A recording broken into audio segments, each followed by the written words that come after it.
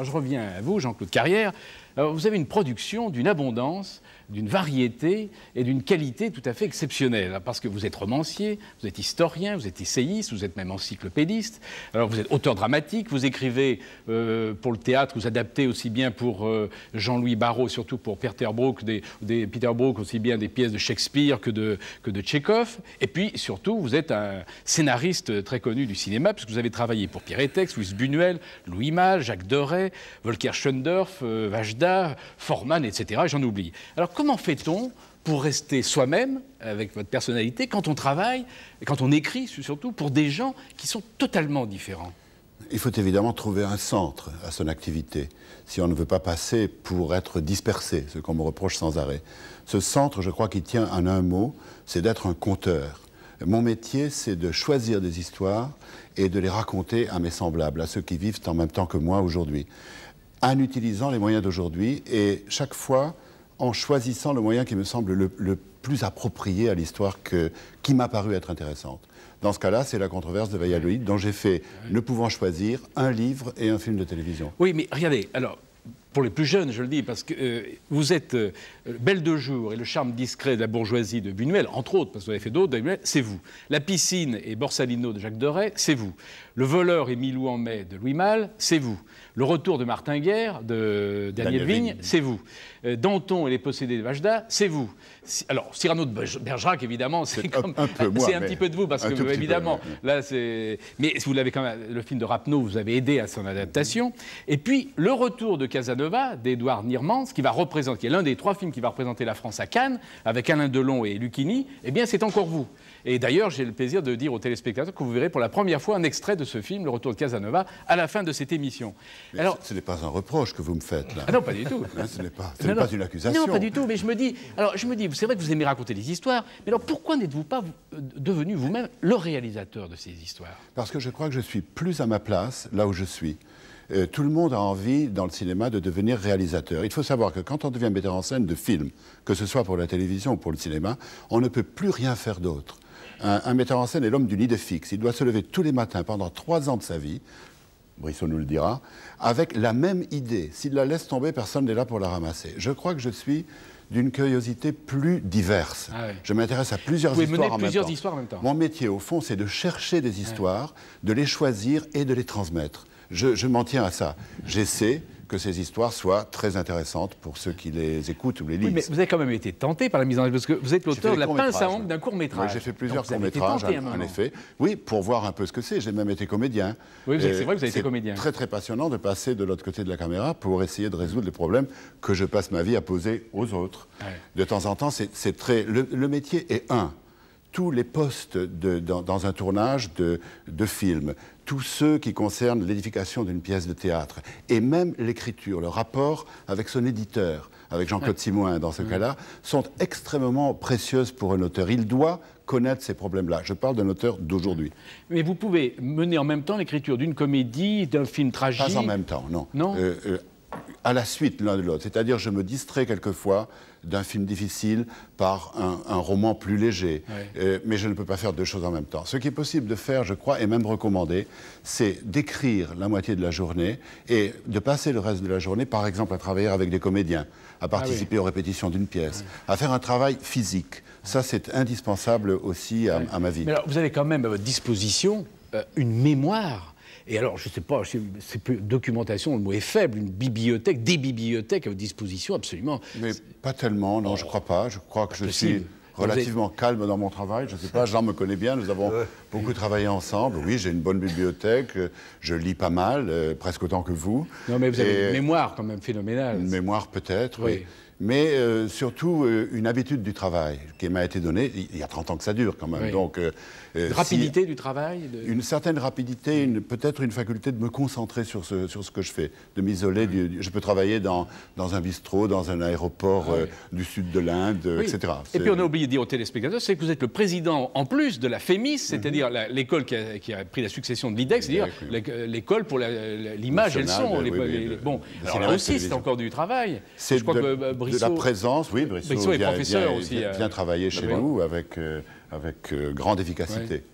Alors moi, je regardais quand même tous ces films, toutes ces pièces de théâtre, je me disais, bon, vous avez dit c'est le conteur, je me dis quand même, je regarde souvent, c'est que ce qui vous anime très souvent dans les sujets que vous choisissez, c'est quand même la défense de l'homme, une sorte de défense de la liberté. Oui, je m'en suis rendu compte moi-même, je crois que c'est un signe de l'âge, ça. Ouais. Quand on a 25-30 ans, on aime divertir, et uniquement divertir. Et d'ailleurs, le divertissement est extrêmement précieux dans la vie. J'ai commencé avec Tati et Pierre et Tex. C'est vrai.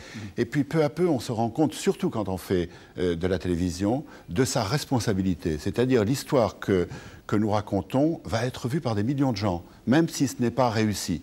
On n'a pas le droit de leur raconter n'importe quoi dans le monde où nous vivons et dont nous connaissons les menaces et les dangers.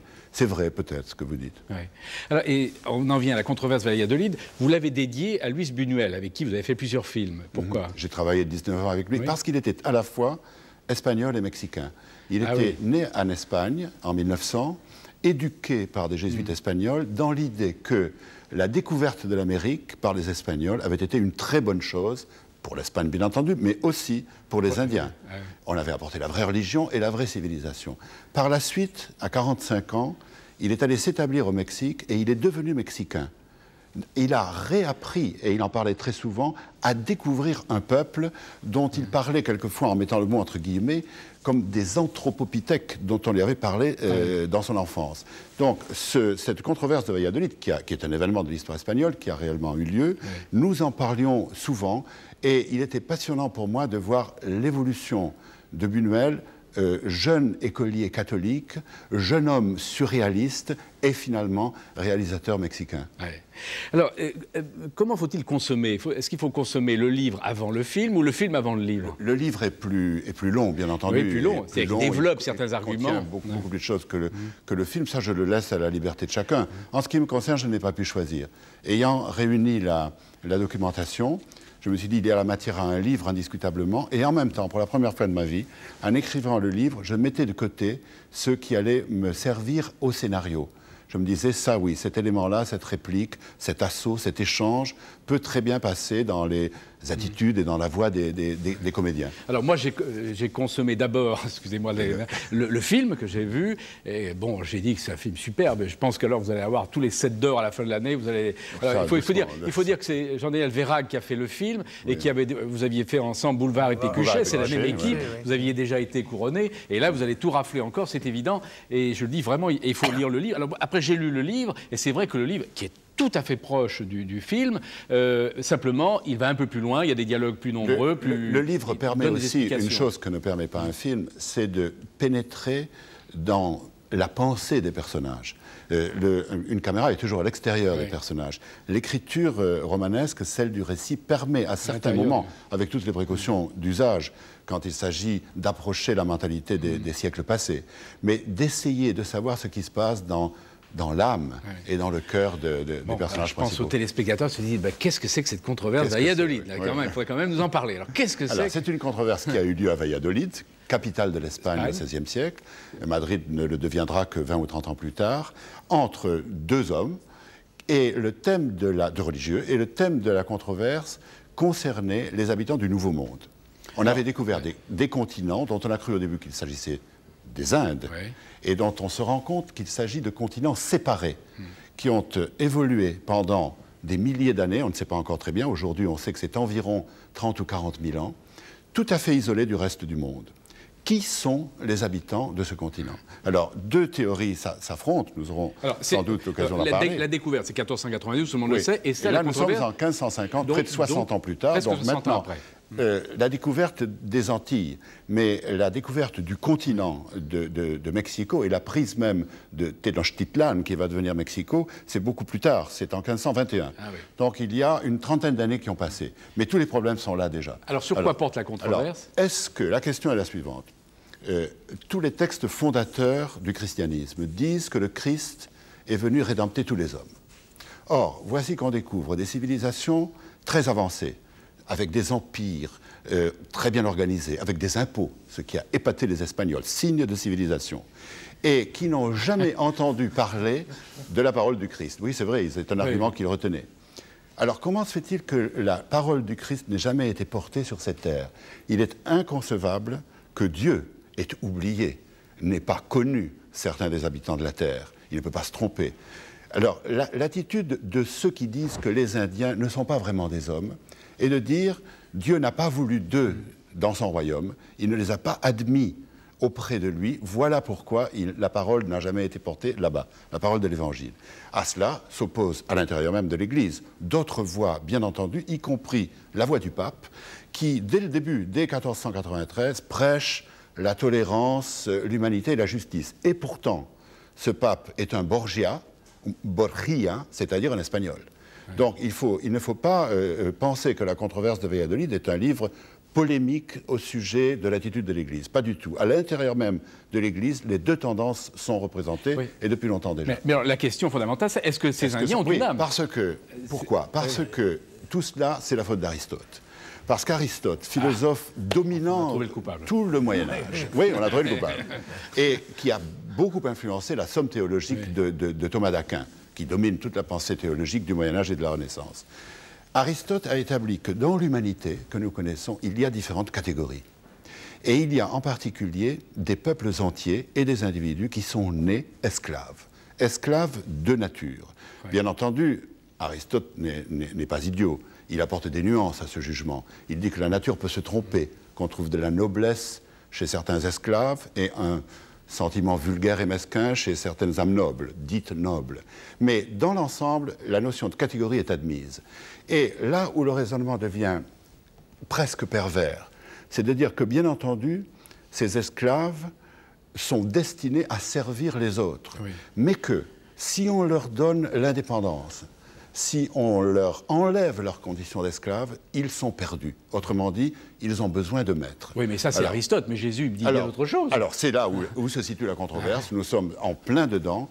Sepulveda, philosophe aristotélicien. Attendez, alors le légat du pape est joué par Jean Carmet. Alors, nous sommes au début du film, et voici donc le légat du pape qui va présider cette controverse. Voici donc comment le légat du pape, qui est cardinal, qui est joué par Jean Carmet, introduit la controverse. Mes chers frères, depuis que, par la grâce de Dieu, le royaume d'Espagne a découvert et conquis les Indes de l'Ouest, que certains appellent déjà le Nouveau Monde, nous avons vu s'élever un grand nombre de questions difficiles que rien dans l'histoire du monde ne laissait prévoir. Une de ces questions qui est de première importance, n'a jamais reçu de réponse claire et complète. C'est elle qui nous réunit ici. Ces terres nouvelles ont des habitants qui ont été vaincus et soumis au nom du vrai Dieu. Cependant, depuis une trentaine d'années, des rumeurs se sont répandues en Europe, disant que les indigènes de Mexico et des îles de la Nouvelle-Espagne ont été très injustement maltraités par les conquérants espagnols. Ces rumeurs que les ennemis de l'Espagne, la Hollande, l'Angleterre, la France, peuvent avoir exagéré, sont parvenus à sa sainteté le pape, qui s'en est montré vivement ému, d'autant plus que ces traitements s'exerceraient au nom de notre sainte religion. Alors, Jean Carmet, c'est absolument magnifique. Alors, dans le livre, Carrière dit dans le livre, il dit du légat du pape, il a la faiblesse d'aimer bien parler et qu'on l'apprécie. Et ça, c'est formidable parce qu'effectivement, on voit dans votre jeu que vous aimez bien parler et vous aimez qu'on vous apprécie. Oui, d'ailleurs, et dans le livre, il a un nom alors que dans le scénario, il n'en avait pas. Oui. J'étais tout à fait satisfait d'apprendre que j'avais une identité, étant donné que des trois personnages de la controverse, c'est le seul qui soit dans l'imagination de l'auteur, les autres étant exactement Las Casas et Sepulveda. Oui. Alors, c'est pas la première fois que vous jouez le rôle d'un ecclésiastique. Oh, j'ai joué le curé de Tours de Balzac. Ah oui. Donc, j'ai joué quelques prêtres dans des vaudevilles, oui. qui n'avaient aucune prétention artistique. Oui. J'ai joué pas mal de... Oui, mais c'est dans la hiérarchie de l'Église, c'est le plus haut. Oui, sa promotion.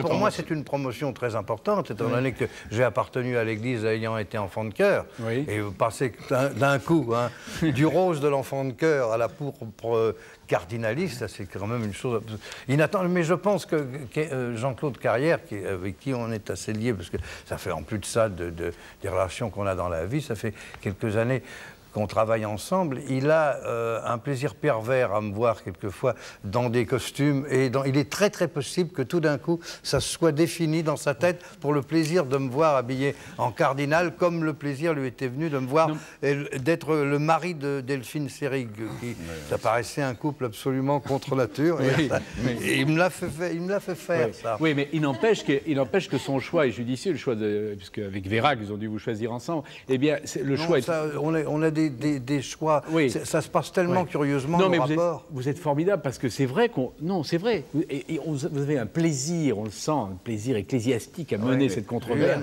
La parole est leur métier. Oui. Ces gens-là sont entraînés à parler. Oui. C'est une époque où la recherche de la vérité, la science n'existant pas encore telle que la connaissons aujourd'hui, passe par l'exercice de la parole. Dans ce genre de joute oratoire, et également dans les conciles, dans les synodes, c'est le plus convaincant, non pas qu'il emporte, mais qui possède la vérité. On suppose même que Dieu est de son côté, parce qu'il parle mieux. Alors voici, on a l'impression d'ailleurs d'être dans une émission de télévision, mais là, avec une onction tout ecclésiastique, voici vous présentez les deux opposants. Nous avons réuni ici, à Valladolid, dans ce couvent où frère Gregorio a eu la bonté de nous accueillir, quelques témoins et participants, et tout d'abord le très illustre frère Bartholomé de las Casas, qui connaît bien les terres nouvelles et qui plusieurs fois prit la défense de ces indigènes. En face, nous avons Maître Sepúlveda lui-même. Ses œuvres philosophiques sont très bien connues, son érudition et la pénétration de son esprit nous seront précieuses. Alors, Jean-Pierre Mariel, donc, c'est le fameux Las Casas. Alors, il communique d'ailleurs sa fougue, son indignation. Il est l'acteur idéal, non seulement pour d'autres rôles, mais pour celui-là particulièrement. Il a même le physique du personnage. Alors, qui est Las Casas? Las Casas, à l'époque de la controverse, a 66 ans. Il a été très jeune en Amérique. Il a fait 14 fois la traversée de l'océan Atlantique, dans des conditions d'inconfort invraisemblables. Il a mourir, d'ailleurs. 2 fois naufrage, il a perdu 9 de ses compagnons dominicains, toute sa bibliothèque, il s'est battu à poings nus, il a traversé des jungles. C'est un baroudeur de la foi. C'est quelqu'un qui est allé en qualité de missionnaire et de colon là-bas. Donc il connaît très très bien le problème. Et dès le début, il a considéré les Indiens d'Amérique comme ses frères, et comme il le dit très souvent dans ses œuvres, comme son prochain. Il est le défenseur absolu de l'égalité de l'autre, d'autrui, de celui dont on perçoit d'abord la différence. De ce point de vue, il est certainement presque prophétique à son époque, car certaines des phrases qu'il prononce et qu'il a réellement écrites nous n'avons pas le texte de la controverse, mais nous avons les textes des œuvres de l'un et de l'autre. Alors j'ai fait toute une construction et tout un travail de recherche. Certaines des phrases qu'il prononce, l'Église mettra longtemps à les admettre. Et à les comprendre même. Alors en face de lui, c'est le philosophe Sepúlveda, qui est joué par Jean-Louis Trintignant, je veux dire avec froideur, avec une intelligence tranquille, et je dirais presque même, excusez-moi, presque avec une sorte de diabolisme parfois. Oui, je lui ai demandé, nous tous et Jean-Daniel Vérac aussi, d'être tout à fait sincère dans son attitude, car il n'était pas question, étant donné que je suppose qu'aujourd'hui, nous sommes tous beaucoup plus du côté de Las Casas que du côté de Sepúlveda, qui est l'aristotélicien. Il a traduit d'ailleurs Aristote, à l'époque, en espagnol, la politique d'Aristote. Mais cet homme n'est pas du tout un sacripan, ni un salaud, ni un menteur, ni un hypocrite. Il est parfaitement convaincu de ce qu'il dit. Et il le défend avec une habileté rhétorique. Alors ce n'est pas du tout un baroudeur comme Las Casas. Au contraire, d'ailleurs, vous avez vu, il est beaucoup plus pâle. Et je le développe beaucoup plus évidemment dans le livre, c'est un homme de cabinet, c'est un homme d'études, c'est un homme qui a passé toute sa vie, il n'est jamais allé là-bas, il ne connaît pas les Indiens, mais il a une pratique de la disputatio, de la dispute verbale, que Las Casas lui envie. Alors, voici donc les deux, tous les deux, c'est-à-dire Las Casas et Sepúlveda, en pleine controverse. Éminence, je dis, pour le moment, que leur ignorance et leur naïveté sont sans mesure. Et nous, n'étions-nous pas naïfs et ignorants? N'allions-nous pas chercher les sirènes et les amazones, des hommes avec la tête dans la poitrine, des pygmées se drapant dans les plis de leurs oreilles? Éminence, le monde est plein de rêves et de rumeurs. Ce continent nous était inconnu, il a grandi sans doute presque seul et depuis des milliers d'années. La rencontre a stupéfait tout le monde. Parce que rien n'était semblable. Même les animaux, même les arbres étaient d'espèces différentes. Ils n'avaient ni bœuf ni mouton. Pourquoi, dans deux mondes si divergents, les êtres à l'apparence humaine seraient-ils les seuls à être semblables? Éminence, tout indique que Dieu les a désignés à notre pouvoir. Vous devez également savoir qu'ils sont incapables de comprendre les choses les plus simples, comme la rédemption du Christ ou le pardon de la confession. Ils n'ont aucune activité de l'âme, aucune idée de l'art. Je ne peux pas laisser dire ça. Aucune activité de l'âme. En ce moment même, à Mexico, les franciscains ont ouvert un collège, n'est-ce pas vrai? C'est vrai. Un collège où les fils des princes aztèques reçoivent notre éducation. Ils ont les mêmes dispositions, les mêmes résultats que les Espagnols, n'est-ce pas vrai? C'est vrai, certains font même des vers latins. Vous avez bien dit les fils de princes. Et leur architecture? Avant que nous détruisions toute leur ville? Cortés lui-même écrivait au roi d'Espagne qu'il n'avait jamais rien vu d'aussi beau sur ces terres. Il disait exactement « Rien de comparable en Espagne, la plus belle chose du monde ». Et que dire de cette phrase? Quelques-uns d'entre nous se demandaient si ce que nous voyions là n'était pas un rêve.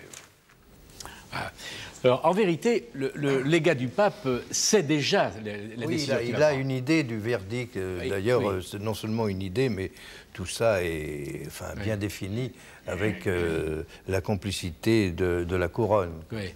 Alors, on ne va pas tout dire, parce que ce qui est vrai, on peut dire simplement, c'est qu'à la fin, effectivement, le légat du pape décide que les Indiens ont une âme, et donc il faut respecter les Indiens. Mais il y aura un coup de théâtre, alors je crois qu'il ne faut pas le dire, parce que si on le dit, c'est un peu dommage. Ah, oui. Il y a un coup de théâtre extraordinaire. Je crois que vous avez lu le livre, Dominique Ferry. Le personnage de Sepúlveda est assez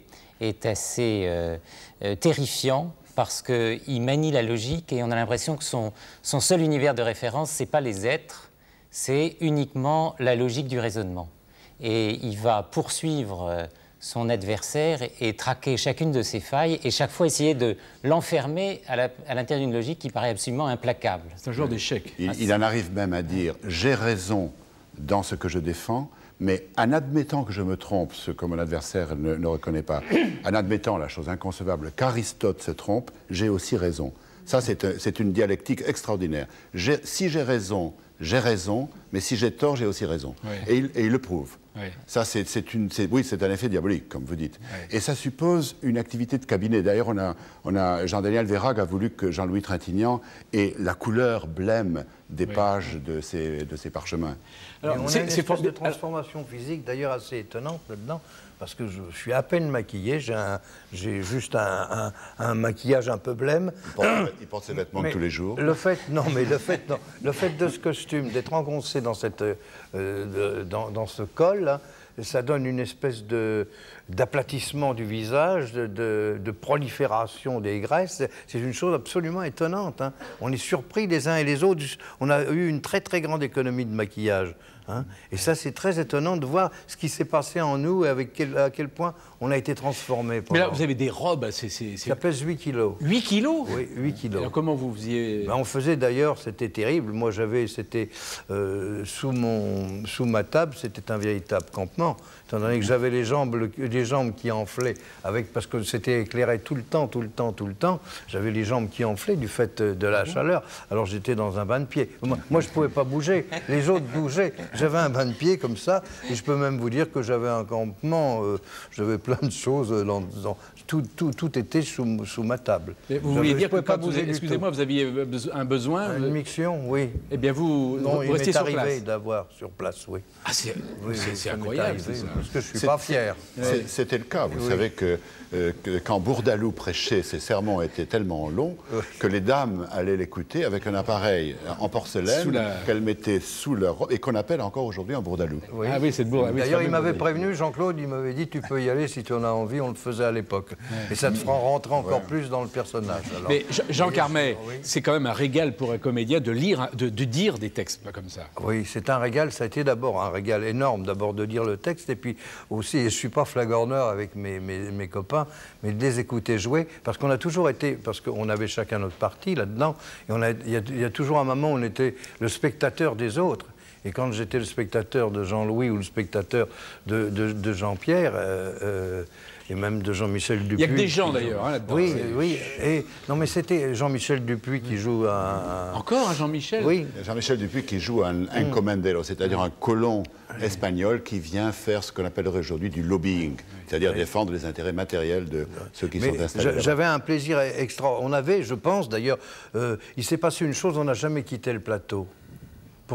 Pendant le travail des autres, la réplique off a toujours été donnée de la place et avec la même intensité, parce que le plaisir de spectateur, on l'avait avec les autres. Et quand on reprenait une prise, quelquefois, comme on fait au cinéma, on avait toujours le plaisir d'entendre une façon de nuancer totalement différente. Alors, un acteur comme vous avez beaucoup travaillé pour le cinéma, est-ce que là, il n'est pas aussi fier d'un film qui n'est que pour la télévision? Bien sûr, je suis extrêmement fier d'avoir tourné Le Curé de Tours pour la télévision, d'avoir tourné il y a quelques années avec Jean-Claude Carrière La double vie de Théophraste Longuet, qui était une œuvre littéraire très importante, hein, et d'avoir tourné Bouvard et Pécuchet l'année dernière, et d'avoir tourné Les étonnements d'un couple moderne avec Delphine Seyrig. Là, on tourne ça avec d'abord des metteurs en scène tout à fait remarquables, avec qui on a pu travailler avant. C'est un luxe d'ailleurs pour nous d'être au départ d'une aventure pareille. Parce que Bouvard et Pécuchet, avec Jean-Claude, on en a parlé pendant 7 ou 8 ans ensemble. Bon. Et avant de réunir les éléments. Et puis maintenant, on s'est trouvé là pendant quelques temps. Jean-Claude, on parlait tout à l'heure de la mémoire de Jean-Claude. Hein. La mémoire de Jean-Claude est une mémoire totalement active parce qu'il raconte les sujets avant de les accrocher. Je ne savais pas ce que c'était que Valladolid. Un jour, il m'a parlé de Valladolid. Et puis on a dit, enfin on s'est vu dans l'œil en disant que ça ferait de bien belles images. Ça.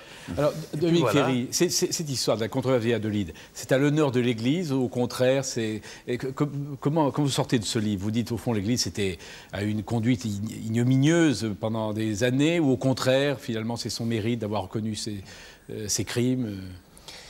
Je dirais que c'est un peu... C'est un peu les deux, c'est-à-dire que elle est comme elle est faite des hommes, avec leur propre mentalité du moment et avec leurs aveuglements, avec leurs idées fixes, avec leurs intérêts. Et peut-être son mérite, c'est à certains moments d'oser dire, alors ça lui arrive peut-être pas assez souvent au goût de certains, mais d'oser regarder la vérité en face et de dire, eh bien, là, on a une conduite qui est critiquable et qu'il faudrait changer. On a eu des exemples plus récents d'attitudes de ce genre. Vous voulez parler de l'affaire Touvier, là? Je pense en partie. Il faut préciser que cette controverse de Valladolid est la première du genre. Ah oui. Que jamais jusque-là dans l'histoire, on ne s'était posé la question. Sepúlveda a dit à un moment donné, ce sera tout à la gloire de l'Espagne d'avoir engagé, même limité, ce débat-là. Jusque-là, dans toute l'histoire des guerres, nous travaillons en ce moment avec Daniel Vigne sur Vercingétorix et César, pour essayer d'en faire un film.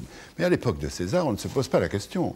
L'ennemi captif et vaincu est un esclave. Oui. On le vend, c'est la marchandise même la plus recherchée dans toute l'Antiquité. On fait ce qu'on veut avec lui. Alors, qu'on commence à se poser la question de l'autre, parce que finalement, c'est la seule question. Qui est cet homme, cette femme différent de moi? Qui sont-ils? C'est en effet tout à la gloire de ceux qui ont tout à l'honneur de ceux qui ont engagé le débat pour la première fois. Un débat qui, vous le savez très bien, est loin d'être complété aujourd'hui. Hélas. Les conséquences de cette controverse de Valladolid ont été très très importantes pour le monde. D'ailleurs, le légat du pape le dit, sont des choses qui nous régissent maintenant, et ça a été l'amorce d'une forme de libéralité quand même très très importante. Alors, moi, je me disais, pourquoi on a fait un film de télévision? Si vous avez fait un film de cinéma, alors vous auriez montré les horreurs. Quand Marielle raconte des horreurs épouvantables, des soldats, des colons qui sont là-bas, qui tuent, qui violent, c'est épouvantable. Et je me dis, est-ce que cette voix de Marielle qui raconte ces horreurs, c'est pas plus fort que si on nous racontait, on voyait les types passer au... À mon avis, c'est plus fort. Parce que si on le voyait, on saurait que c'est faux. Au cinéma, jusqu'à maintenant, on ne tue pas vraiment. Ça peut venir un jour, mais enfin... Alors, en tout cas, là, quand il le raconte, ça a plus de force de vérité par l'évocation. Si l'acteur est, comme Jean-Pierre Marielle, excellent, très animé au moment, et très habité au moment où il le dit, ça nous donne à voir. Parce que nous ajoutons à ce qu'il dit des images que la télévision ou la presse nous donne en pâture tous les jours. Les images de tel ou tel massacre que nous voyons. Nous savons très bien que les massacres ne sont pas terminés autour de nous. Donc, ça permet, cette espèce de contrainte d'être dans un lieu enfermé, nous permet, quand nous voyons le film, quand nous lisons le livre, bien entendu, d'y ajouter notre propre imagination. Vous êtes d'accord, Jean-Claude Brissot, là-dessus? Oui et non. La seule chose que je dirais, c'est que le fait de montrer, à l'heure actuelle, dans le cadre comme ça, organiserait vraisemblablement la jouissance du spectateur sur le sadisme, ce qui est devenu la logique du cinéma américain. J'étais, il y a 3 semaines, à Los Angeles, et j'ai rencontré le producteur de Terminator 2 et ainsi qu'un autre producteur. Ils étaient en train de me dire que la logique était telle avec ce type de film, puisqu'il faut qu'ils dépensent 10 milliards de centimes avant même qu'un film soit commencé, pour avoir le comédien, la star, le réalisateur important, qu'ils sont obligés d'aller toujours plus loin pour viser, et presque toujours plus bas, en ce qui concerne le seul spectateur dont on est sûr qu'il va au cinéma, les jeunes. Et ils espèrent un changement dans les goûts du public, mais tel qu'il s'organise, ça m'étonnerait. Et la violence devient pour eux quasiment nécessaire, dans la mesure où ils ont besoin d'avoir des gens en salle. Oui, donc aux États-Unis, un film comme ça n'aurait jamais pu se faire. Non. Simplement, on aurait montré alors les... Non, mais même pour le cinéma, vous savez, là je suis très content de constater que vous faites de la publicité pour un téléfilm, parce que je me rappelle qu'il y a 3 ans ou 4 ans, mon film précédent, Noces Blanches, je voulais le faire un moment pour Antenne 2. Et on m'a dit c'est impossible parce que la logique de la privatisation est telle qu'on ne peut plus faire de téléfilms individuels. En ce sens qu'on voit exactement ce qui m'a été dit à l'époque. On nous a dit si jamais on fait un téléfilm, c'est pour que le spectateur le voie.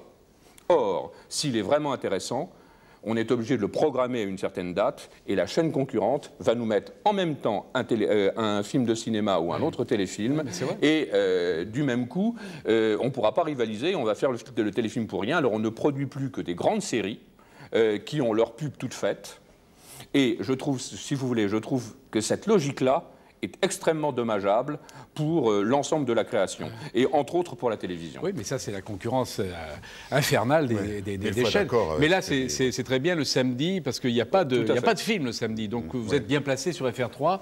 Je veux dire, si les gens vous préfèrent les autres émissions, bah, tant pis pour eux, hein. Ça, évidemment, on ne peut pas les obliger à regarder. Bon, et je rappelle que c'est le samedi 2 mai, voilà. Et on termine sur le questionnaire. Alors, vous allez y répondre, Jean-Claude Carrière, mais Françoise Verny, vous voulez y répondre aussi, vous soyez gentil d'y répondre. Alors, votre mot préféré? Il y en a beaucoup, mais ce soir, j'ai choisi là-bas. Là-bas. Là-bas. Dieu. Le mot que vous détestez? Aménagement. Racisme. Votre drogue favorite? L'hôtel Drouot. Ah, bravo, vous êtes... Ouais. Votre drogue favorite? La cigarette. La cigarette.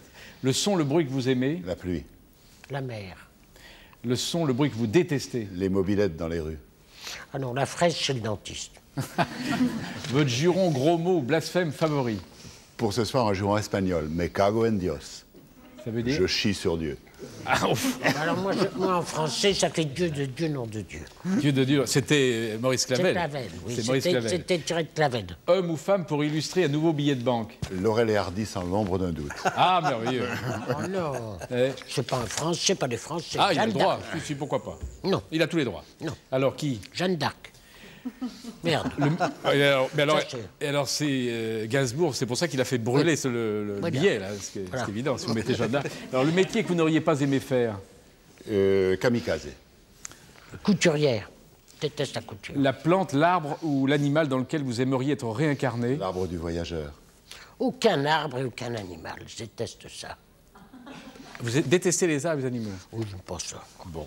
Et si Dieu existe, qu'aimeriez-vous, après votre mort, l'entendre vous dire? Lucifer nous attend pour déjeuner. Jean Carmé et Jean-Pierre Coff seront là.